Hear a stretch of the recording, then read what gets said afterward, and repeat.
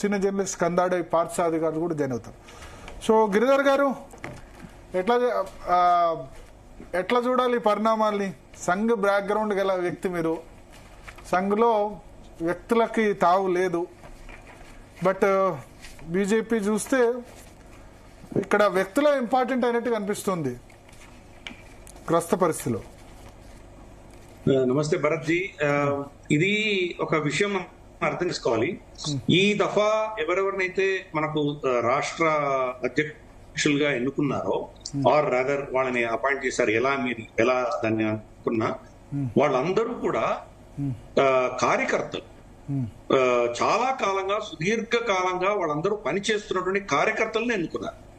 ఇక్కడ దూకుడు, public space లో ఎక్కువ ప్రెసెన్స్ ఉండడం కంటే కూడా క్యాడర్ ని బిల్డ్ చేయడము, తర్వాత గ్రాస్ రూట్ నుంచి కూడా పార్టీని బలోపేతం చేసే దిశగా పనిచేసేటువంటి వ్యక్తులు కావాలి అన్నది వాళ్ళ అభిప్రాయం స్పష్టంగా అర్థమవుతుంది. అంటే మీ వాయిస్ కట్ అవుతుంది గిరిధర్ గారు. ఇట్లా వెళ్ళేటువంటి వ్యక్తులు ప్లస్ కార్యకర్తలను ప్రేరేపించి, కార్యకర్తలను ముందుకు తీసుకొచ్చి కొత్త కొత్త వాళ్ళని తీసుకురావడం, గ్రాస్ రూట్ లెవెల్లో బలోపేతం చేసేటువంటి వ్యక్తులు వీళ్ళందరూ కూడా కాదు. అందుకని రామచంద్రరావు గారికి ఇక్కడ, అలాగే మాధవ్ గారికి అక్కడ ఆంధ్రప్రదేశ్ లో చూస్తే కనుక, ఉత్తరాఖండ్ లో కానీ ఇక్కడంతా కూడాను చాలా కాలంగా పనిచేస్తున్నటువంటి కార్యకర్తలకు వాళ్ళు పీఠం వేశారు.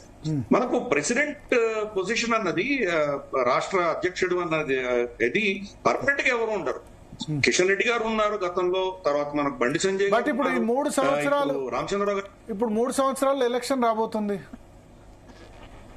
ప్లస్ మీరు ఆర్గనైజేషన్ అన్నారు. నైనార్, తమిళనాడులో Nainar Nagendran not from, is from AIADMK.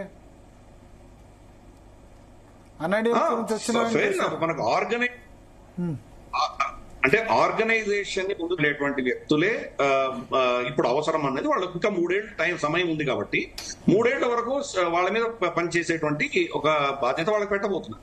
అలాగే మనకు ఈటల రాజేందర్ గారు కానీ, లేకపోతే బండి సంజయ్ గారు కానీ, వాళ్ళు ఏ యాంగిల్లో వాళ్ళు ముందరికి వాళ్ళ అజెండాను తీసుకెళ్లాలో వాళ్ళకి ఇచ్చే బాధ్యతలు వాళ్ళకి ఇస్తారు. కానీ రామచంద్రరావు గారు పర్మనెంట్ గా ఉండబోరు. ఈయన తర్వాత మళ్ళీ మీరు చెప్పిన పేర్లని డికే అరుణ గారికి కానీ, మనకు ఈటల రాజేందర్ గారికి కానీ, లేదా రఘునందన్ రావు గారికి కానీ, ఎవరికైనా వాళ్ళకి మళ్ళీ నెక్స్ట్ రౌండ్ లో వాళ్ళకి వచ్చే నెక్స్ట్ రౌండ్ సార్. ఇప్పుడు ఒక్క నిమిషం, ఇక్కడ ఇప్పుడు నెక్స్ట్ రౌండ్ అంటారు మీరు. 2028 జూలై 1 వరకు టర్మ్ ఉంటుంది. నవంబర్ లో ఎలక్షన్స్ ఉంటాయి. లాస్ట్ టైం ఇట్లా 4 నెలల ముందు చేంజ్ చేస్తేనే పార్టీ పరిస్థితి ఏ విధంగా అయిందో చూశారు కదా మీరు, కదా? 4 months ముందు మళ్ళీ అదే పని చేస్తారు. 4 నెలల ముందు అధ్యక్షులు ఇస్తే వాళ్ళు పార్టీని ఏ విధంగా బిల్డప్ చేస్తారు? చేయలేరు కదా. ఎవరికి ఇచ్చిన ఈటల రాజేందర్, ఇప్పుడు కిషన్ రెడ్డి 4 నెలల ముందు అధ్యక్ష పదవి ఇస్తే పర్ఫామ్ చేయలేకపోయాడు. కానీ అదే ఇంకొక 6 నెలల తర్వాత పార్లమెంట్ లో పర్ఫామ్ చేసింది. 8 అసెంబ్లీ సీట్లు వస్తే పార్లమెంట్ 8 ఇచ్చింది. సో ఏ అధ్యక్షుడికైనా కనీసం 1-2 years టైం ఇవ్వాలి కదా. అంటే అధ్యక్షుడిని అపాయింట్ చేయంగానే పర్ఫార్మెన్స్ ఇస్తారు అనుకుంటే కనుక మిగతా కేడర్ అంతా నిద్రపోతున్నారు అనుకోవాలా మనం. కాబట్టి వచ్చే 3 సంవత్సరాల్లో అందరూ కలిసి పనిచేస్తారు కదా. రామచంద్రరావు గారు పనిచేస్తారు, మిగతా నేతలందరూ కూడా పనిచేస్తారు. కాబట్టి అది ఒక కేడర్ బేస్డ్ పార్టీ, అది ఒక్క వ్యక్తి మీద ఆధారపడినటువంటి పార్టీ కాదు. కాబట్టి ఈ రోజు ఉన్నటువంటి నేతృత్వం అందరూ కలిసికట్టుగా, రామచంద్రరావు గారు ఫస్ట్ స్పీచ్ లో కూడా చెప్పారు, కలెక్టివ్ లీడర్షిప్ ఉంటుంది అని చాలా స్పష్టంగా చెప్పారు. కాబట్టి ఆయన వ్యక్తిగతంగా ఆయన ఒక్కరే కాదు చేసేది, అందరూ కలిసి చేస్తేనే ఇది అయ్యేటు పని. కాబట్టి అప్పుడు కూడా ఆయన జూలై 1 కి అనుకుందాం కొత్త అధ్యక్షుడిని అపాయింట్ చేశారు. ఆయన ఏదో కంప్లీట్ గా vacuum blank sheet, blank cheque మీద ఆయన సంతకం పెట్టబోదు కదా. అంతకంటే ముందర ఈ 3 ఏళ్లలో జరిగినటువంటి ఏదైతే ఫౌండేషన్ ఉంటుందో ఆయన ఆధారంగానే ఆయన ముందు తీసుకెళ్తారు. మనకు ఎన్నికల్లో చూస్తే కనుక లాస్ట్ రన్ ఏదైతే లాస్ట్ స్ట్రెచ్ ఉంటుందో అక్కడే మీకు రిజల్ట్స్ ఎక్కువ వస్తాయి. లాస్ట్ 3-4 నెలల్లో మీరు ఎంత దాన్ని వేగంగా తీసుకెళ్తారో దాని ఆధారంగానే మీకు రిజల్ట్స్ అనేది చూస్తున్నాం. రీసెన్సీ ఫ్యాక్టర్ అనేది చాలా క్రిటికల్ గా ఉంటుంది ఎలక్షన్స్. కాబట్టి అప్పుడు ఉన్న పరిస్థితుల్లో ఎవరిని అపాయింట్ చేయాలి పార్టీ అప్పుడు నిర్ణయిస్తుంది.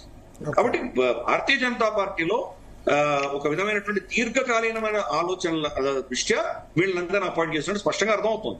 కార్యకర్తలకు పెద్దపీట వేసి మిగతా కొంచెం పాపులర్ గా ఉన్న నేతలకు వేరే బాధ్యతలు ఇవ్వడము, తర్వాత ఎన్నికలు దగ్గర పడినప్పుడు అప్పుడు ఉన్నటువంటి ఇష్యూస్ ఆధారంగా ఎవరిని ముందుకు తీసుకురావాలని అప్పుడు ఆలోచన చేస్తారు. బహుశా కులాలకు సంబంధించినటువంటి అంశాలు రావచ్చు, లేదా ఇంకేదైనా అంశాలు రావచ్చు, వేరే పార్టీ నుంచి ఎవరైనా ఇక్కడికి రావచ్చు, ఇటువంటివన్నీ కూడా సమీకరణలన్నీ మారుతాయి. కాబట్టి అప్పుడు ఎన్నికల ముందర నిర్ణయం అనేది జరుగుతుంది.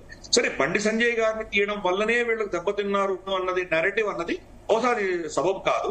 ఎందుకంటే బండి సంజయ్ గారు ఆయన అవమానపరచలేదు, ఆయన పెద్ద స్థానం ఇచ్చారు, ఆయనకి సెంట్రల్ క్యాబినెట్ లో తీసుకున్నారు ఆయన్ని. అలాగే లక్ష్మణ్ గారిని కూడా పైకి తీసుకున్నారు. కాబట్టి ఇవన్నీ ఏంటంటే కనుక ఇది మీడియాలో మీరు చర్చించేటువంటి అంశాలే గానీ ఒక కేడర్ బేస్డ్ పార్టీకి అంత పెద్ద ఇంపాక్ట్ ఉండదు. మరి విత్ ఇన్ నో టైం ఇన్ని సీట్లు ఎలా వచ్చాయి, వాళ్ళకి ఎమ్మెల్యేలు ఎంతమంది ఎలా వచ్చారు, ఎంపీలు ఇంతమంది ఎలా వచ్చారు అంటే దాని అర్థం ఏంటి? కేడర్ ఎమ్మెల్యేలు 8 రావడం కూడా ఎక్కువ అనుకుంటున్నారా మీరు? ఇంతమంది ఎలా వచ్చారంటే 8 అసెంబ్లీ ఎలక్షన్స్ లో 8 రావడం చాలా